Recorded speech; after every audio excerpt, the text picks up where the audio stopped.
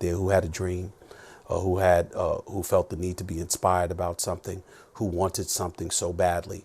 It was about going out and getting it, and he was just that kind of guy. And he laughed a lot more than people realized. He told a lot of jokes more than people realized. He'd sting you whenever he could because that was his way. He was a guy that he was a great basketball player. He was a great father. He loved his wife, and that's obviously tremendously. He was a great friend. We were just together on New Year's Eve, and we were supposed to meet again in a few weeks to discuss some things and to just hear the news that he passed away, particularly in this fashion. He's been taking a helicopter for decades, living in Newport Beach and, flying, toward downtown to LA to the Staples Center, to and from games all the time for many, many years.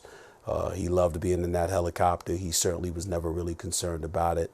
And for him to be gone, particularly through these means, is incredibly tragic and it's sad. And to know that his daughter was on a helicopter with him, it just resonated even that much more profoundly. So obviously it's incredibly sad for me, incredibly sad for the NBA community, and it's just hard to put it in words, to be quite honest with you. That's the best I can do.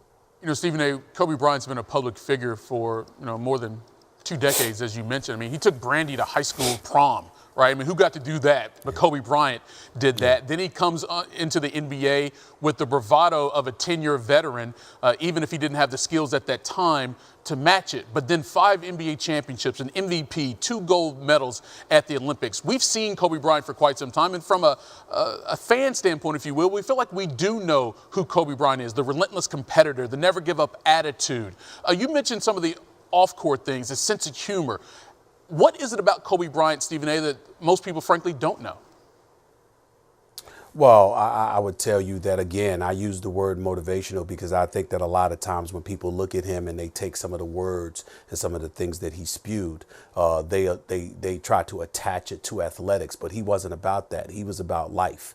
When I spoke at the University of Alabama for Nick Saban last year, Kobe had spoken prior to that, I think a year earlier than that. Anywhere he could go to inspire people to be the best that they can be, that was something that he wanted to do. He didn't want to just do it through his words, however. He wanted to continue to do it through his own work, to show that basketball was just one element of what he was all about. It certainly didn't limit him in any way. He spoke several languages fluently, obviously Italian, Spanish, and of course English. I mean, this guy was highly intellectual. He was a brilliant mind, and he was not shy about letting you know that he was brilliant because he never believed he was. He was on a mission to constantly elevate himself intellectually. That's just the temperament that he had. But he also wanted to be inspirational in that regard. I remember years ago when I had the show, quite frankly, on ESPN2, and people used to talk about me, interviewing people, and they used to bring up folks like Oprah and others.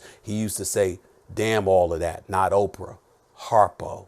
That was his mentality. Don't think about just being in front of the camera. Think about owning the product. Think about something bigger than what you're thinking about constantly. It's not just about being a reporter. It's about being an author. It's not just about being a basketball player. It's about being a champion. It's not just about being an artist. It's about being an Academy Award winner. These are all things that he had visions of, and it was consistent with who he was from the time that you knew him. Because coming into the NBA, one of the things that had turned others off about him initially, he came into the league talking about how he was going to be as great, if not greater, than Michael Jordan one day. And people used to look at him and say, this dude is off of his rocker. His chest is sticking out just a little bit too much. He needs perspective. And then sure enough, when you watched him work and you saw the commitment that he put in, you realized he wasn't playing. He was dead serious. He would win championships. He would take a week or two off and then show back up a week or two later and start working in the summertime at 5:30 in the morning. This is what he did religiously. When other people were taking vacations, he was studying. When other people were taking breaks, he was working out.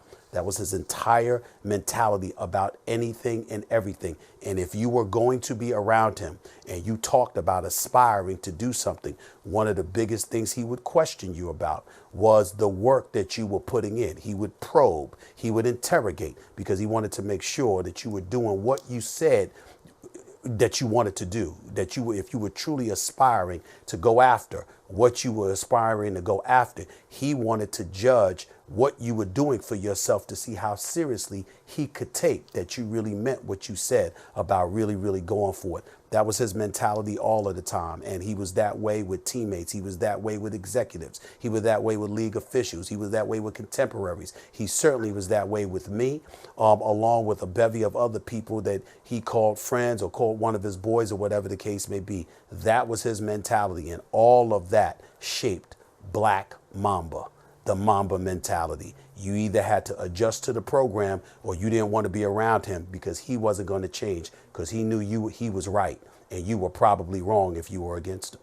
Yeah, that work ethic was notorious for Kobe Bryant. I mean, he would show up to games or before practice, sometimes before shoot around, after going through a full workout and have to go change into dry clothes just so he could get ready for the practice or the shoot around before the game that night. That's how committed Kobe Bryant was. Steve, stand by, because we're getting more and more reaction from around the league on the death of Kobe Bryant in a helicopter crash outside of Los Angeles around 10 a.m. this morning there in LA. Alvin Gentry and the Pelicans have a game coming up later this evening. He was asked to give his thoughts on Kobe passing away at the age of 41. I mean, no words, really. I mean, I don't know where you could even start. I mean, great competitor, great guy, great father. Just really, really a sad, sad day for the NBA. Obviously, thoughts and prayers go with his family, go with the whole Laker organization, really, And, I mean, they've lost, one of the greatest players, but also a guy that's just, his name is synonymous with that franchise. So, it's just it's a tough, tough day, to hear of his passing and, one of his daughters, it's just a real tragic thing. Stephen A. Smith still with us here on SportsCenter. Alvin Gentry brought up a good point. Kobe wasn't just a marquee player, Stephen A. He also played for a marquee franchise. And that combination is so much a part of Kobe's legacy as well, because you played for an organization that had Elgin Baylor, had Jerry West, had Magic Johnson, had Kareem Abdul-Jabbar, had Shaquille O'Neal. With all of that together, how would you describe what Kobe's legacy will be within the game itself? Well, he's arguably the greatest Laker of all time. People have brought up Magic Johnson. They bring up him. It's one of the two. Obviously, you appreciate the greatness of Kareem Abdul-Jabbar, the all-time leading scorer in NBA history, 19-time All-Star, one of the greatest centers. But he was originally in Milwaukee before he came to L.A. Magic Johnson pretty much played his whole career in a Los Angeles Laker uniform. Kobe Bryant played all 20 years of his career in a Los Angeles Laker uniform. You ask Kobe who was the greatest Laker, he'll tell you Magic. You ask Magic who was the greatest Laker of all time, he'll tell you Kobe.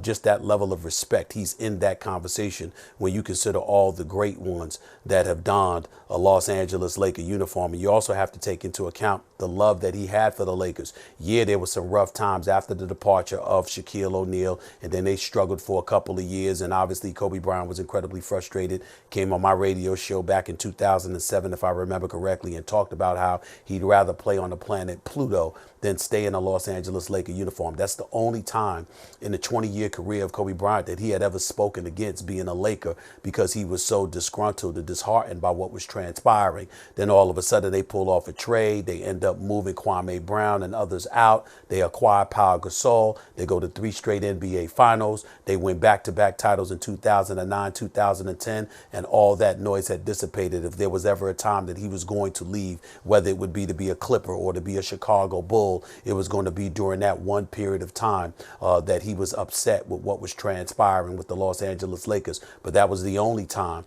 that it was ever an option for him to be anything other than a Laker. He loved the purple and gold. He loved representing Laker Nation, and he loved living up to the tradition of excellence that the Los Angeles Lakers had put forth as one of the storied franchises in the history of sports.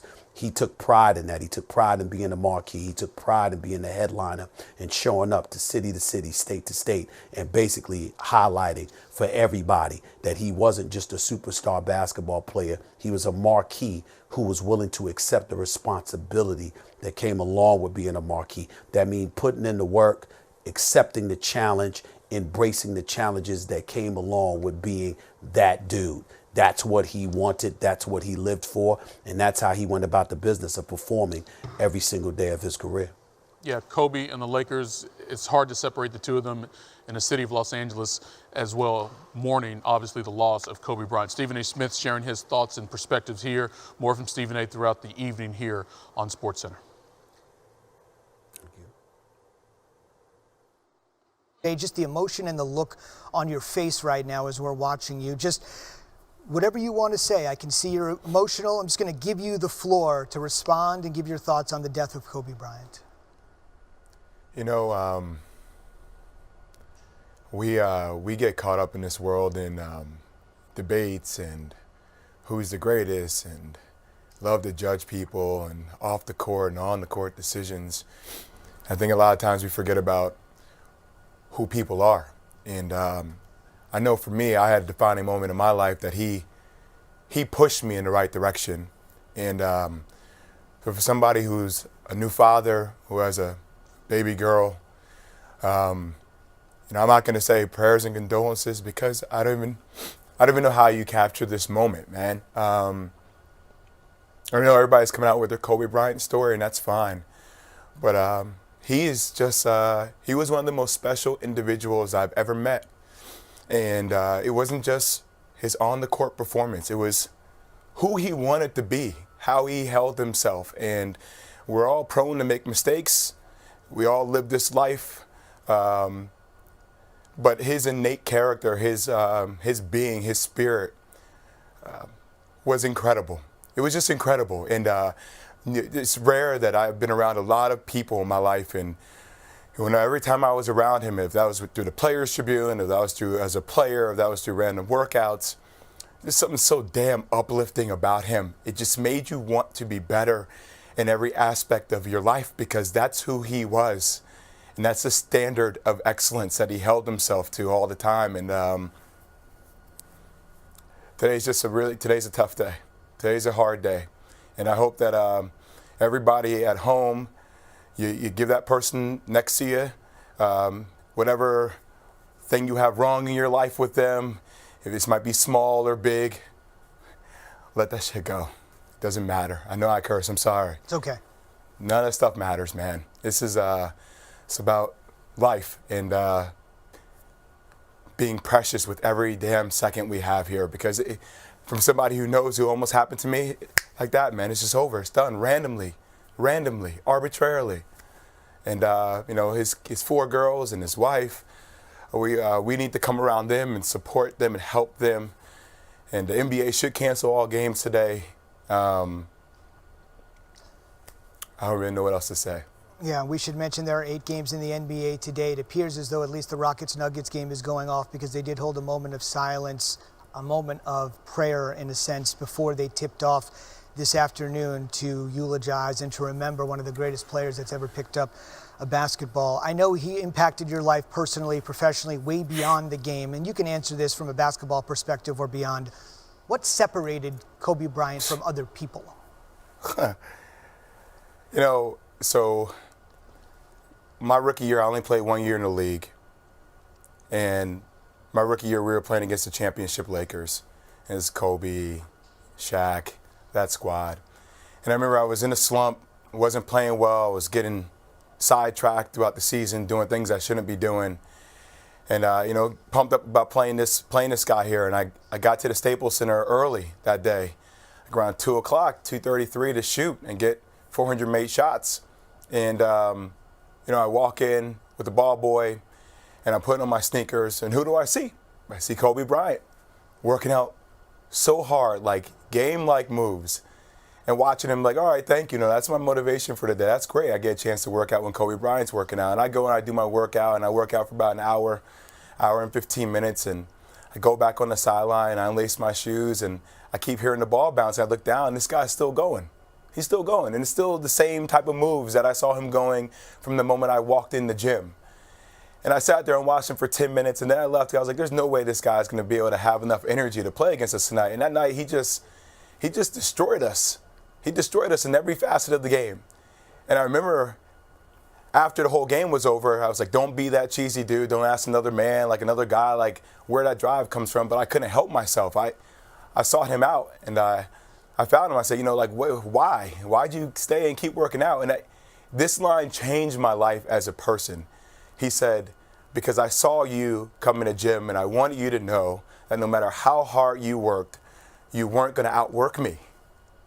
And it was one of those things where I was sitting there saying, like, who am I? Who am I? But that's just how he was, that's the cloth he was cut from.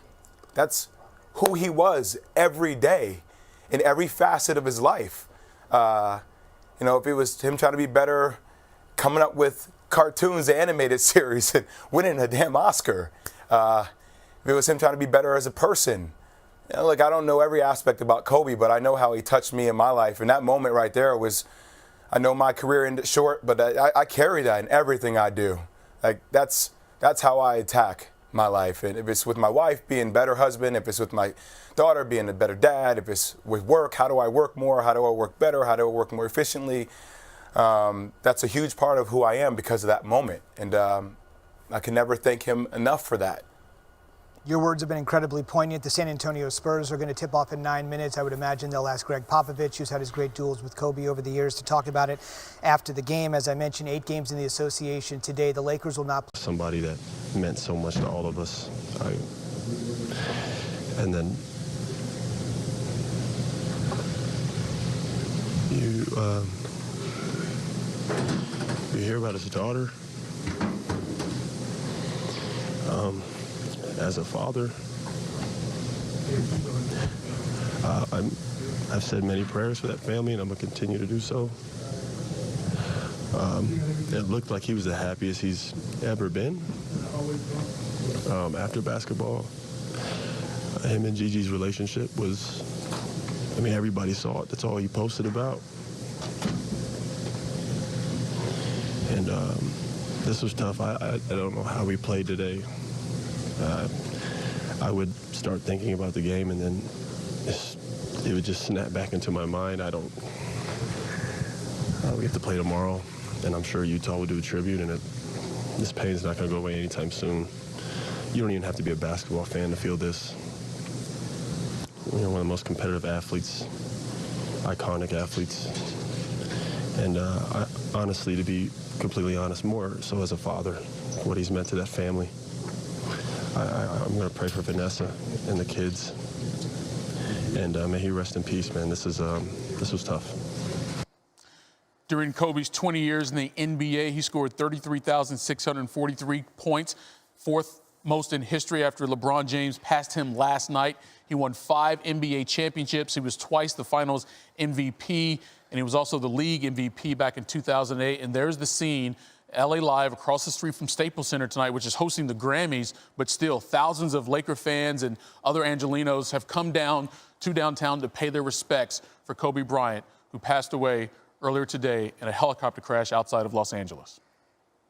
And on Tuesday, the Lakers will be inside the Staples Center to take on the Los Angeles Clippers, and you can only imagine the amount of emotion that's going to be coursing through that building. And maybe about 48 hours from now, Michael Wilbon joins us for a little bit of perspective. I know, Michael, you joined us a little bit earlier in our coverage, but since then, I know you talked to a lot of people around the league, and you just had an opportunity to let this marinate and digest. What are your thoughts right now? Well, they're not much different than they were a couple of hours earlier, to tell you the truth. And Austin Rivers very eloquently expressed thoughts that a lot of us are feeling. I don't know that the thoughts are going to have that much in the way of range to them. It's something that we're not going to get over anytime soon. Austin said you don't have to be a basketball fan. You don't have to have been around the industry for years like some of us, like I have, to feel the hurt. I mean, maybe people who have certainly gotten to know him and been around him, and I was for half his life. It's hard to imagine, but remember, he was an 18-year-old in the NBA. And so that's 23 years as a grown man. And my thoughts initially aren't of basketball. They are certainly of his family and his wife and daughters, with losing a daughter as a parent.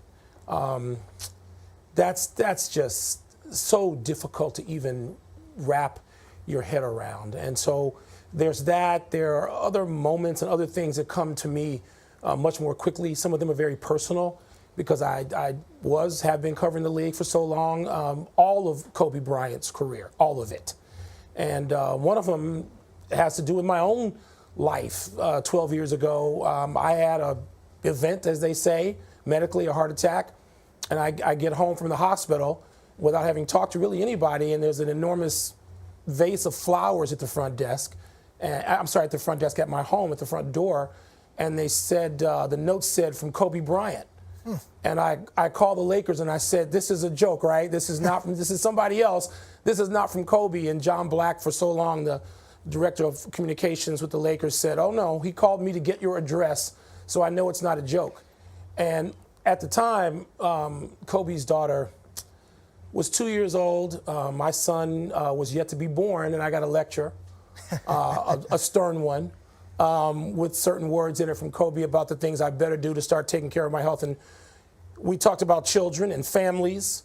And a good amount of the time that I covered the NBA and would interact with Kobe Bryant, the conversation was not necessarily about basketball. It was very early on. He knew that I had covered Michael Jordan's career a lot, most of it. And we would talk about that because that was always just sort of pushed in front of him. And Kobe was so curious about that. But as he got older, he expressed curiosity in so many other ways. I mentioned earlier how, it's just his intellect, I don't want people to overlook. Yeah, you can talk about 81 points, you can talk about 5 championships, you can talk about MVPs, you can talk about all of that stuff, and it's all pertinent to some degree, but not as much as sort of the person. There was a time, I guess, late, maybe the last week of his career, and the Lakers were not going to go to the postseason. The team was falling on hard basketball times, perhaps. And Kobe had to do a lot of news conferences. He had to do a lot of goodbyes. I certainly sat with him, and we had an interview. But I knew he knew so much about language and languages. And I said to him, how many languages do you really speak? You don't let us in on stuff like that. And he said 2. English and Italian. And everybody knew about those 2. And he said, that's it. And I'm like, I don't believe you. There's more language in you. I don't believe this. And about an hour or so later, maybe, we're doing an interview. He's in the Staples Center, and there was no translator. And someone started to speak to him in Spanish. And he looked for a translator, no one was there. And he just said, oh, what the hell, and just did the interview in completely, as far as I could tell, and so were the questioners, perfect Spanish.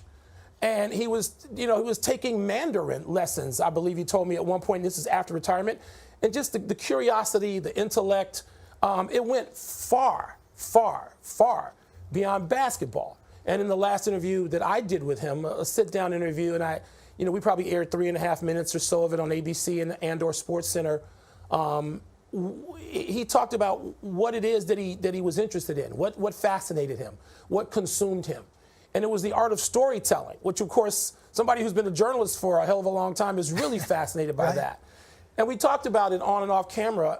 We talked about it for months, but that time we talked about it on camera. For a long time, I was one of the probably a few people sort of sworn to secrecy about what he wanted to do and why he wanted to do it, and that was fine. But then he talked about it on camera, and it was fascinating. And I've looked forward to that, to him doing that further in the future.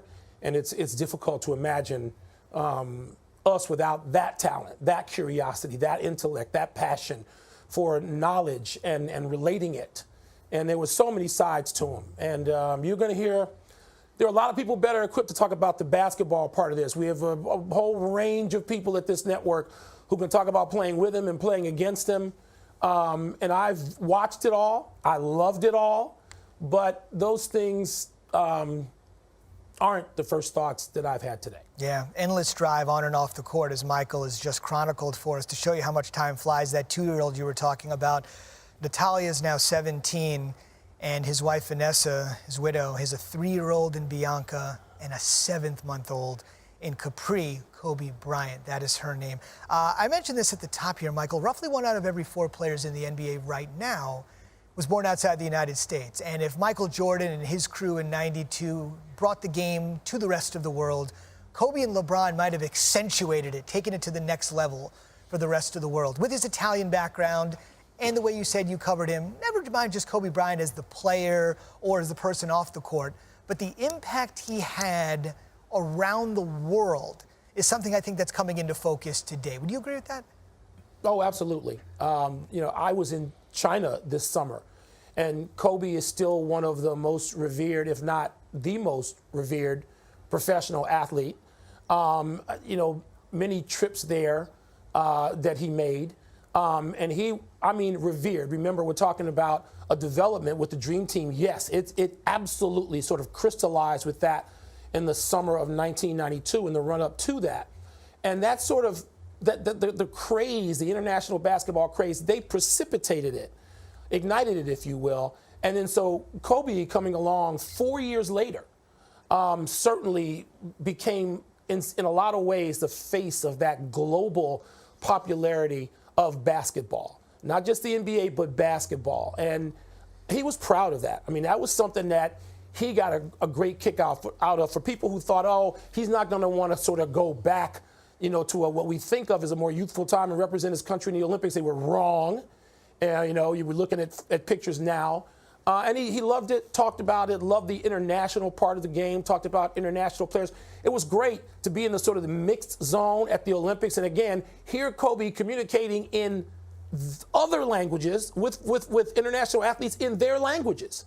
And you would see it, and they would just be, beside themselves. They could not believe they were having this opportunity in the midst of their international competition to talk to Kobe Bryant in this particular way. And so there's so much of that you don't necessarily see when you just look at him in a Laker uniform.